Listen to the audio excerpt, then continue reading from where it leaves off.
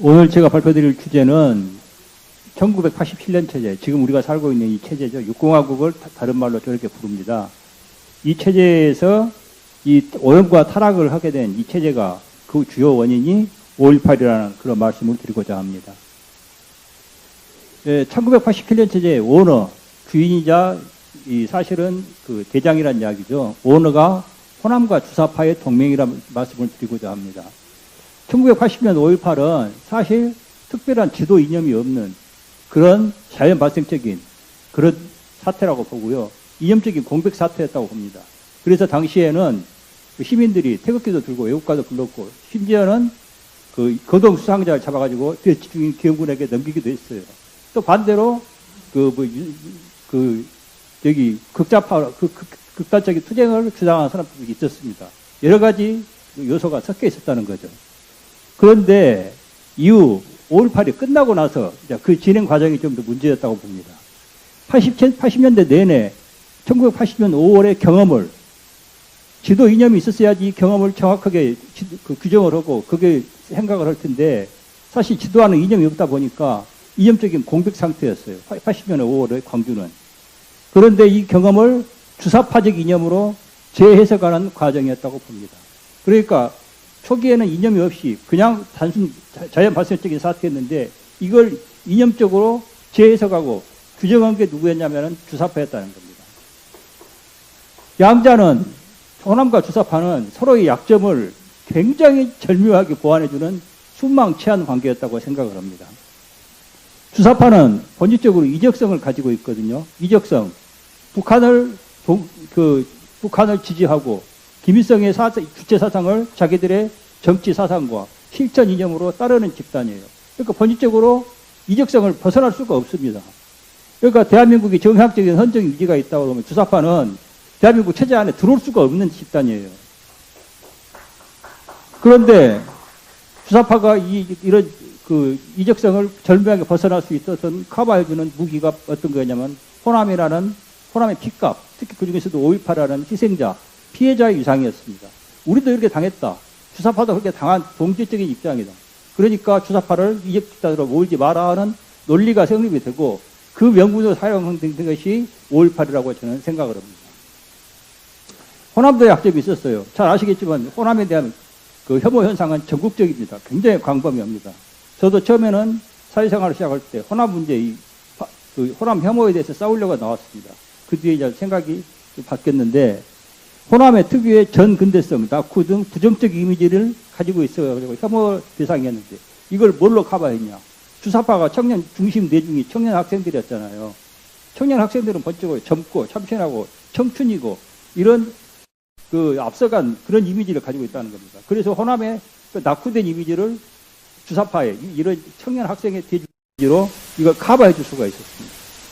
그래서 별로 관계가 없을 것 같은 이 주사파와 호남을 절묘하게 이어주는 그 연결고리가 5.18이 그 역할을 해왔다는 겁니다.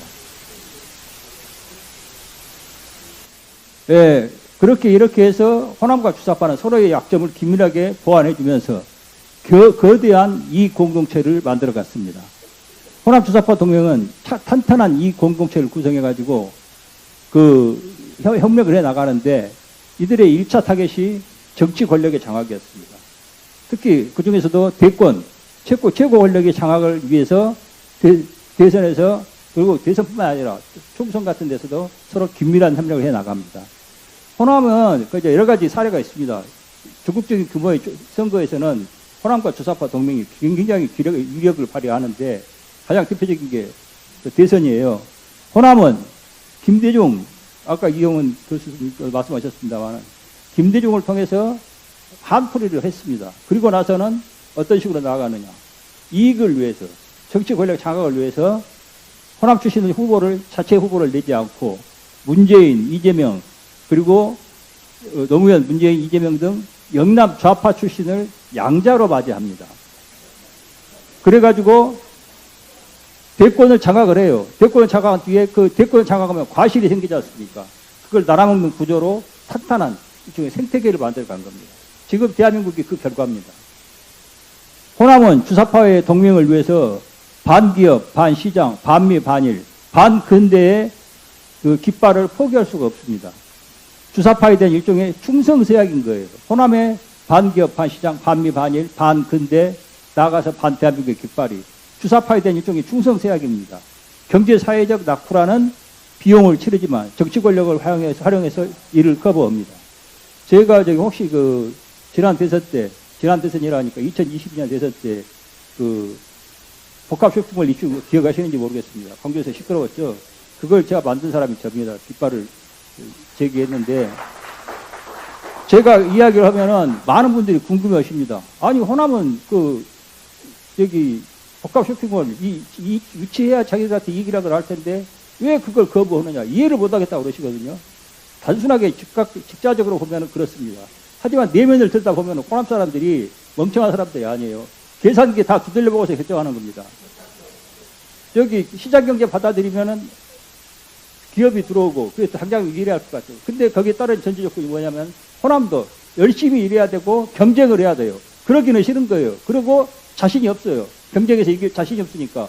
그 대신, 정치 권력을 장악하면은, 정치 권력을 이용해서, 정치성 예산, 그리고 프로젝트를 유치해서, 거기에 대한 달콤한 과실을 따먹는 겁니다. 무슨 말인지 이해 가시겠어요? 이 프로세스를 이해하는데, 이걸 대부분 이해를 못 하세요. 호남은 도대체 왜 자기 발등 찍는 일을 하냐? 그게 아니에요. 이 사람들은 자기들 나름대로 최선의 선택을 하고 있는 겁니다.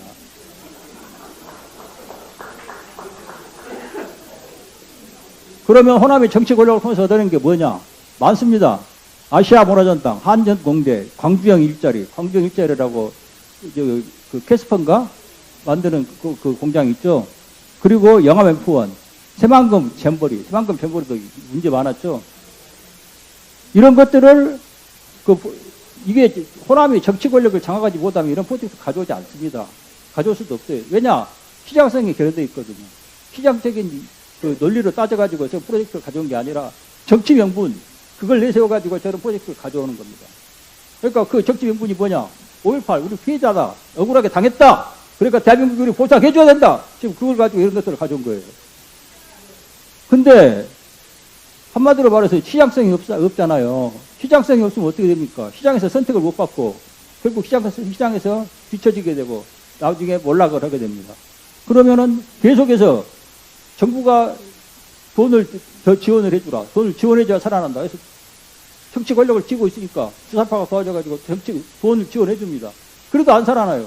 밑빠진 독이 되는 겁니다. 그러니까 어떻게 합니까? 그 다음에는 이제 더 새로운 프로젝트를 받습니다. 요즘 이야기, 별 이야기 다 나오죠. 한해종을 광주로 데려와라. 한해종 광주에 내려가면 그게 한해종입니까? 호해종이 되겠죠. 그리고 육사도 전남 장성으로 옮기라 그러더니 이제는 삼성 반도체 산업공단을 광주로 데려온다는데 무려 800조지 2000조니 그런다고 그럽니다. 저는 그 사업이 살아남아야, 저도 제 고향이 광주니까 살아남으면 좋겠습니다만은 그럴 가능성은 극히 희박하다고 생각합니다. 그리고 한마디로 해서 호남의 한풀이를 위해서 대한민국의 미래를 망치고 있는 거라고 저는 생각을 해요.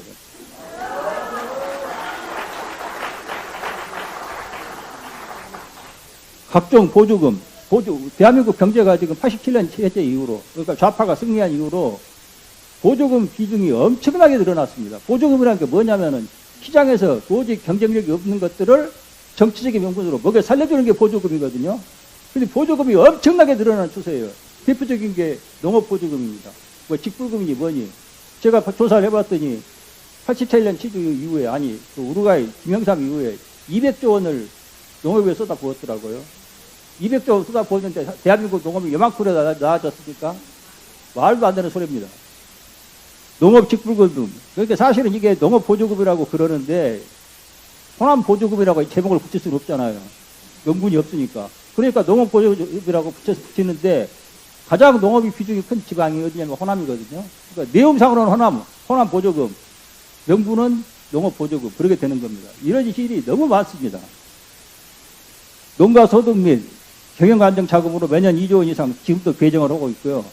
저는 제일 웃기는 우리나라에서 당연한 상식으로 받아들여지는 명제가 농자 천하지 대보지라는 명제라고 생각합니다. 옛날에는 농업이 대한민국 먹여 살리는 그런 산업이었겠죠. 지금 그렇습니까? 농민 비중이 전국 전체 인구의 4%밖에 안 되고 4% 이하일 겁니다. GDP 비중으로는 5%도 밖에 안 돼요. 그런데 여기를 가지고 온갖 연구를 쏟아부어가지고 농업을 살려야 된다고 그러는데, 농업 살리는 저는 그 유일한 방법은 재벌들한테 농업 투자를 허용해야 됩니다. 그건 절대 막고 있어요. 일자리 문제는 더 심각합니다. 공공 분야에 각종 위원회 만든 게 호남과 좌파들을 위한 어공, 어쩌다 공원이라고 그러죠. 어공을 위한 그런 양산 장치라고 생각을 합니다. 제가 조사를 해봤더니 국가연구원위원회, 금융위원, 개인정보위원회, 아마 여기서는 안 나왔습니다만 세월호 위원회도 거기 포함될 겁니다. 봤더니 무려 580여 개를 운영하고 있더라고요. 위원회가 580여 개 되는 게, 그것도 국가가 공공에서 운영하는 게 580여 개 되는 게 맞는 말입니까? 공무원들은 뭐라고 그 위원회 만드는 겁니까? 좌파 운동권 출신들이 인적 네트워크를 통해서, 그러니까 공무원 되기 쉽지 않잖아요. 게다가 고위직인데, 좌파 출신들한테, 솔직히 운동권 룸팬들이죠. 룸팬들한테 고위직 일자리, 경력 만들어주고, 기사 딸린 자가용 주고, 그러니까 그것도 경력이 되고, 이런 식이 되는 거거든요. 그러니까 좌파 운동권, 솔직히 저도 운동권 출신입니다만은, 직장에서 제대로 경쟁해서 차근차근 밟아 올라갈 실력이 없습니다. 공무원 시험 얼마나 치열합니까? 근데 이 사람들에게는 처음부터 차관급을 주니, 장관급을 주니, 이런 직책으로 주거든요. 이렇게 운동권들, 너희들이 이겼으니까 너희들에게 보상금으로, 상여금으로, 전리품으로 안겨주는 게 이런 위원회 구조거든요. 위원회, 대표적인 게 위원회입니다. 제가 여기 위원회에 들어가는 금액까지는 조사 못 해왔습니다만은 어마어마하더라고요. 거기에 정규직으로 채용된 직원들만 해도 4,000명인가 된다고 그럽니다. 그리고 운동권 출신들이 인적 네트워크를 통해서 들어가기 어려운 공무원직을 아름아우로 아는 공적 사회에 진출하는 그런 통로 역할을 하고 있고요. 공무원들에게는 또 굉장히 좋은 핑계거리가 됩니다. 자기네들이 하기 싫은 일, 책임지기 싫은 일을 전부 위원회에 넘기고 있거든요. 그러니까 공무원들은 해피한 거예요. 이렇게 공무원과 운동권들이 짜고 치는 고스톱이 위원회 구조라고 생각을 합니다. 한마디로 위원회가 늘어나는 게 그 자체도 문제지만 공공 부문이 비대화되고, 공공 부문은 기본적으로 규제하는 역할이거든요. 잘 아시지 않습니까? 생산하는 역할이 아니에요. 그래서 민간 부분이 축소되고 규제 양산으로 사회 경제에 활력을 주기는 그런 결과를 만들어내고 있다고 생각을 합니다. 저는 이게 이제 하나의 호남이 주사파와 공동 협력 구조를 이뤄가지고 이 대한민국을 망치고 있는 그런 현상이 하나라고 생각을 합니다.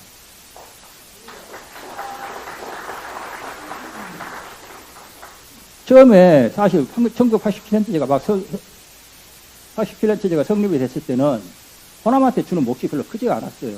그러니까 줘봤자 호남 사람들 얼마나 됩니까? 근데 호남과 주사파가 결합하니까 이 한마디로 배뚜레가 커진다고 그러죠. 먹여 살려야 할 비중이 커지는 거예요. 그러니까 지금은 점점 호남과 주사파, 그리고 시장 부분이 아닌 그런 부분에 도로 들어가는 돈이 커지고, 이게 점점 한국에서는 심각한 문제가 되고 있는 겁니다. 광주광역시에 등록 승용차가 가운데서 외산 비중이 2015년에는 2.3%에 불과했어요.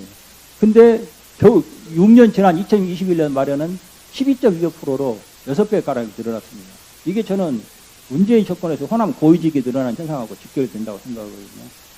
여기 대한민국은 경제에서 공공 부문의 비중이 굉장히 공공의 역할이 큰 나라입니다. 이런 나라에서 호남 출신 고위직이 늘어났다는 것은 그만큼 호남에 주는 알게 모르게 쏟아지는 경제적인 혜택이 크다고 생각을 해요. 예? 예. 호남과 근데 5.18이 이렇게 결합을 해가지고, 호남과 주사파가 결합해가지고 5.18의 횡포가 커지면서 어떤 현상이 생기냐면 반발도 커집니다. 그러지 않겠습니까? 처음에는 저 사람들 5.18 때 피해를 입었으니까 저만큼은 해줄 수 있겠지 생각했는데, 그게 아니거든요. 그 비유 아시죠? 사막이 밤에는 매우 춥다고 그럽니다. 그러니까 여기 텐트에서 낙타 주인이 잠을 자고 있는데, 낙타가 춥다고 해서 머리만 들어달라고 해준 거예요. 그러니까 주인이 불쌍하니까 머리만 넣어라 그러거든요. 나중에 낙타가 점점 안으로 들어옵니다. 머리만 넣어서 추워서 주인을 던질 수가 없다. 나중에는 낙타가 텐트 전체를 다 차지하고 주인을 쫓겨나는 그런 구조가, 스토리가 있습니다. 그게 지금 대한민국이 주사파, 5.18을 대하는 그런 문제라고 생각을 하거든요. 지금 어영부영하다 보니까 대한민국 안방을 호남과 주사파, 5.18에게 지금 내준 상태가 됐습니다. 호남의 5.18의 횡포가 커지면서 반발도 확산됐습니다. 결정적인 전환점이 2021년 5.18 특별법을 규정한 겁니다. 그래가지고 5.18을 비판하면은 처벌을 하게끔 돼 있어요. 제가 그때 5.18 여기 특별법 개정에 대해서 반대하는 서명도 받고 그랬습니다만은 민주주의를 강조하던 5.18의 명분이 뭡니까? 자기네들이 민주주의의 상징이고 대표라고 그러잖아요. 그런데 그 5.18이 민주주의의 핵심 가치인 양심과 사상, 언론, 출판의 자유를 억압하는 흉기로 등장을 한 거예요.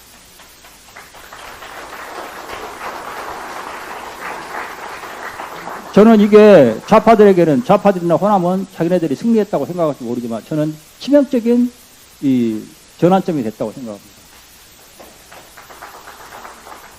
좌파 진영이 가장 자기네들의 가장 강력한 명분으로 내세운, 자기네들이 옳다 이렇게 내세운 명분이 5.18이었거든요. 근데 5.18이 한마디로 좌파 진영이 더 이상 합리적인 방식으로는 5.18의 정당성을 방어할 근거를 상실했다는 그걸 고백한 증거라고 저는 생각을 합니다.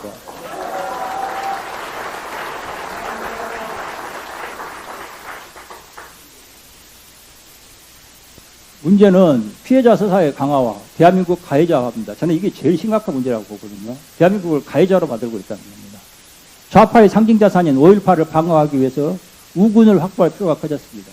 5.18에 대한 반발이 커지니까 점점 억압은 5.18을 지켜내느라 호남과 주사파의 가장 강력한 무기이자 기득권 도구인 5.18에 대한 공격이 거세지니까 그걸 막기 위해서 이 법으로 법까지 동원해가지고 이걸 막았는데 그러니까 반발이 커지거든요. 여기서 필요한 게 뭐냐면은 호남과 5.18이 주사파가 우군 집단, 자기네들을 도와줄 그런 집단을 늘려야 한다는 겁니다.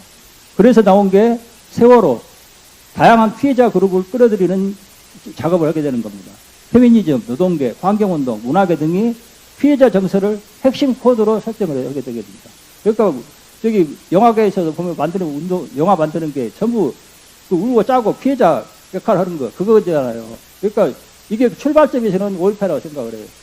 대한민국을 가해자로 만들고, 대한민국이 나쁜 놈들이다 하는 것을 그런 서사를 만들어가지고, 호남과 5.18을 보호하는 그런 장치를 만들었다는 겁니다. 5.18 중심의 피해자 그룹, 그리고 대한민국이 그렇게 대립하는 것이 지금 좌파의 핵심 구도로 자리 잡았습니다. 더 심각한 것은 이게 대한민국 역사에 대한 부정으로까지 나아간다는 거예요. 피해자 그룹을 강화해야 되니까 온갖 피해자 다 끌어들입니다. 그리고 기본적으로 저는 여기에 주사파의 의도도 개입이 됐다고 봅니다. 여순 사건, 제주 4.3, 동학 등의 재평가 작업을 통해서 역사 뒤집기를 하는 겁니다. 그 역사 뒤집기 최종적인 메시지가 뭐냐? 대한민국은 태어나지 말았어야 할 나라라는 그런 서사를 강화하는 겁니다. 왜냐? 아까도 이야기 나왔습니다만 전두환 이야기 나오면은 무조건 학살자, 이승만 대통령은 친일파, 박정희도 친일파, 이권 유린. 한마디로 대한민국을 만들고 발전시킨 사람들은 전부 가해자고 나쁜 놈들로 만들어낸 거예요. 이게 누구한테 유리합니까? 주사파한테 유리하고 북한한테 유리하고 중공한테 유리할 수밖에 없습니다. 이게 지금 이 대한민국 5.18을 만드는 심각한 문제거든요.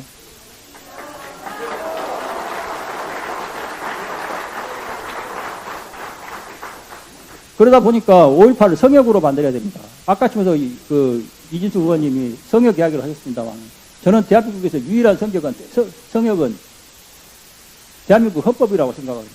대한민국의 헌정 질서, 이것만이 유일한 성역이어야 되거든요. 근데 이 성역을 대신 무너뜨리고 그 성역의 자리를 대신 차지하는 게 지금 5.18의 목표라고 생각을 합니다.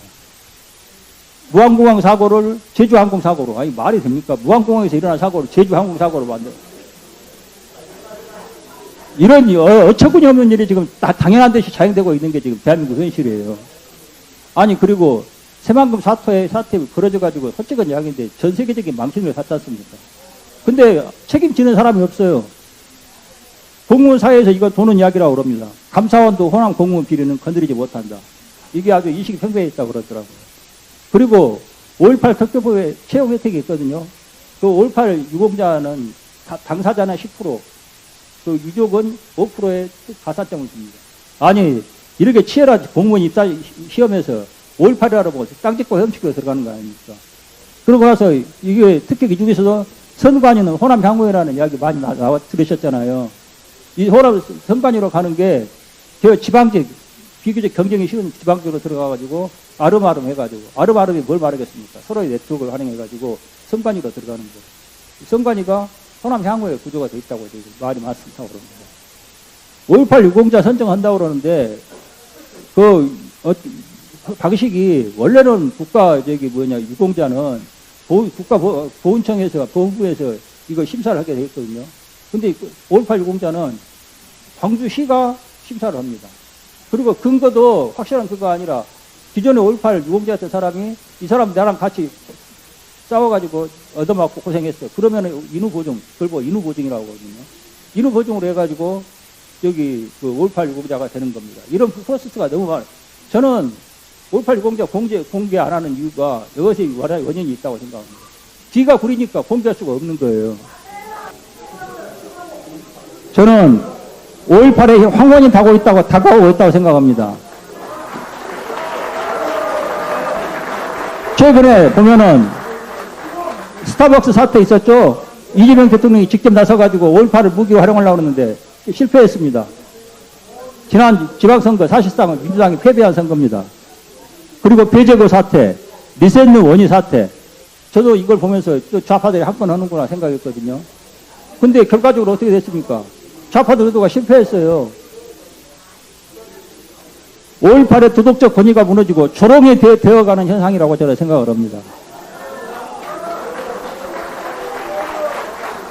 중요한 건 5.18이 무너지고 있는 게 아니라 5.18을 가장 강력한 무기로 삼았던 좌파 패권이 흔들리고 있는 그런 현상이라고 저는 생각을 합니다.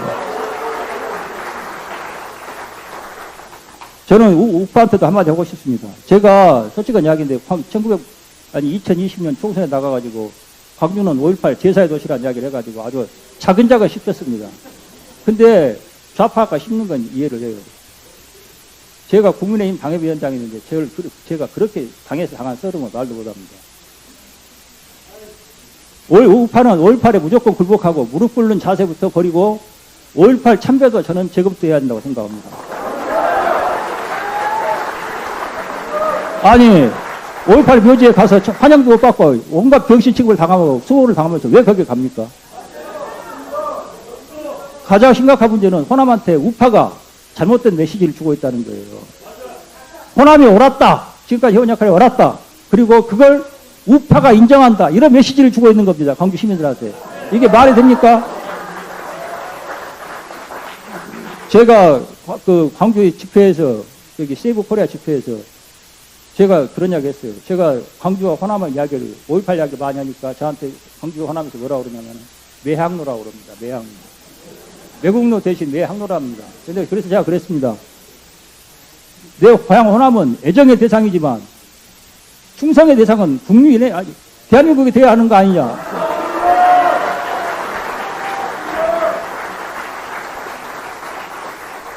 저는 내 고향, 저는 지금도 사랑합니다.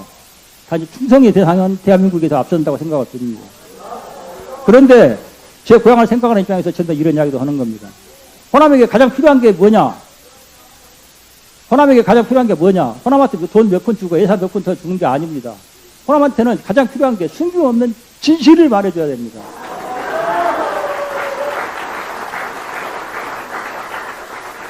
지금까지 우파 정당이 호남을 대하는 태도가 뭐였는지 아세요? 사탕 하나 더 주고 달래자. 그거였습니다. 제가 광주 호남에 대해서 이야기해온 게 참 많습니다. 근데 제 평생, 제가 지금 내일 모레면 70대입니다. 제 평생을 고민해온 호남, 전라도에 태어나서 전라도 사람으로 살아온 제 평생을 모아서 이야기를 하고 있는 겁니다. 제발 이제 이야기 듣고 즉각적으로 이런저런 이야기 끝나고 주는 기회를 드린다고 그러지 않습니까?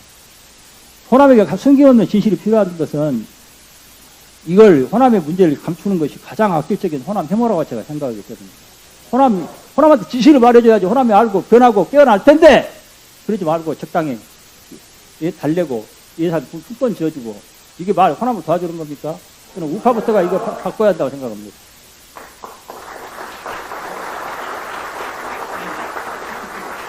시간이 얼마나 남았습니까? 5.18은 제가 5.18을 저는 이제 우파들하고 견해가 좀 다른 것 중에 하나가 5.18의 가치를 민주화의 가치를 인정해야 한다고 저는 생각을 하는 편입니다.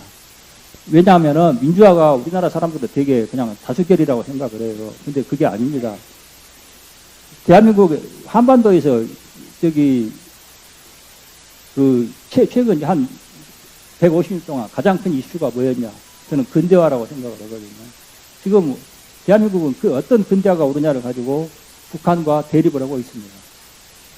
여기서 민주화는 유연화, 개방화, 다양화, 투명화, 합리화의 그런 가치들, 근대화를 통해서 대한민국 사람들이 간절하게 원했던 가치를 집약한 단어가 민주화라고 저는 생각을 합니다.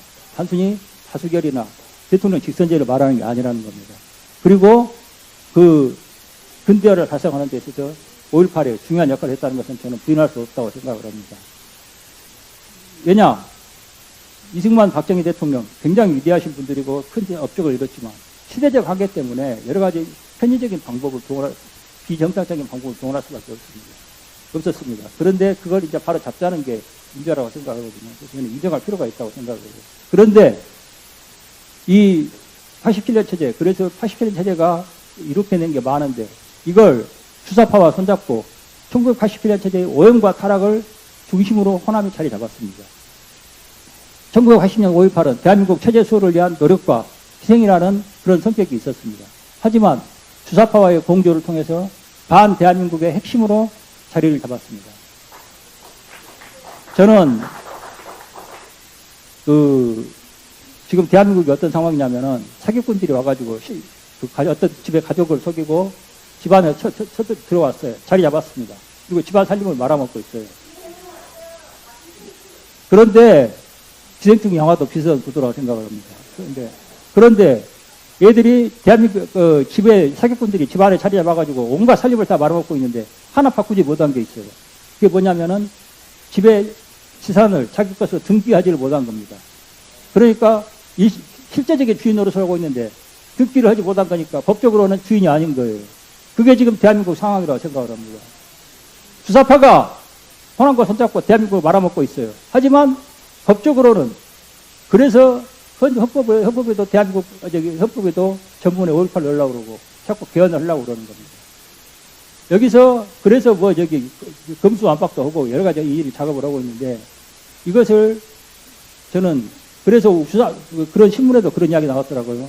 좌파들 정당이 벗어나지 못하는 게 자기들이 소수파다, 피해자다 하는 의식을 벗어나지 못하고 있다는 겁니다.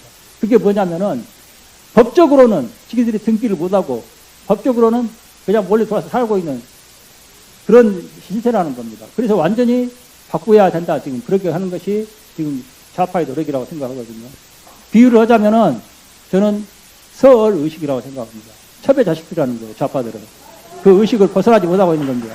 대한민국의 정통 주인은 저는 이승만, 박정희 그리고 전두환으로 이어지는 이 맥락이라고 생각을 합니다.